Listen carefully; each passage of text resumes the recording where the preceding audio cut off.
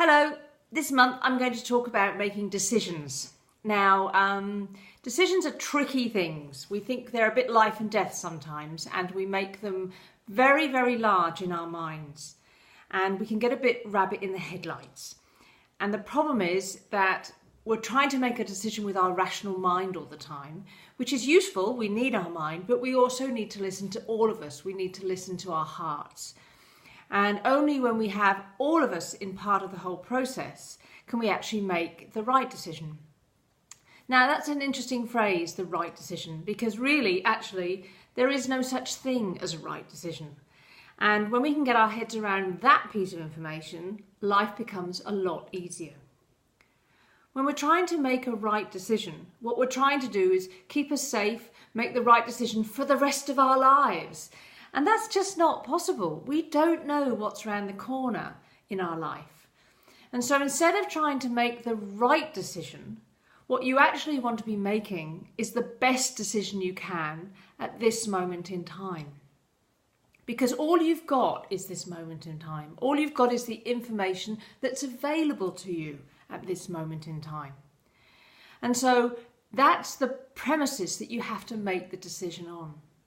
So often when I'm talking with people about decisions, they're kind of putting themselves way out into the future and what if that and what if that and what if that.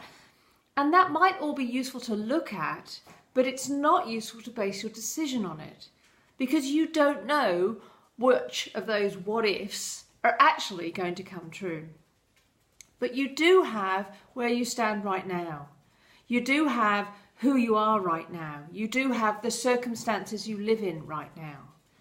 And so all you can really do is make the best decision with taking all those things in mind and also making the best decision that feels right for you. Sometimes things really sound like, oh, we should go this way or we should go that way, and all our friends say that and our family says that, but it doesn't feel right.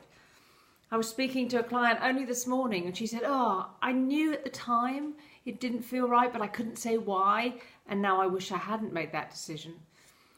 But the interesting thing about that is that I don't believe there's anything like a mistake when you make a decision. I think kind of having that hanging over you makes it even harder. If you think about when you make a movie, they do lots of takes and they pick the right one in the end.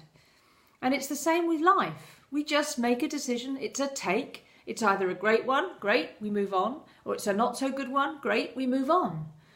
These takes that we have in our lives are not mistakes, they're simply takes. And so when we understand that and we're going for the best decision that we possibly can make at this point in time, that's all you can ever ask of yourself. To help you, if you're interested, or if you're in the process of making a decision and you don't know what to do, or you've got a friend in a similar situation, I've actually created a new program. It's called The Decision Maker. It's up to 3 hours of work together, depending on how quick you can make the decision and what support you need. And if you're interested, have a look on the website. There's a new page called The Decision Maker and see if it feels right for you. I'd love to help you if you're stuck with a decision. It's an awful place to be. But just know there's no such thing as a right one, and you can make the best one. See you next month.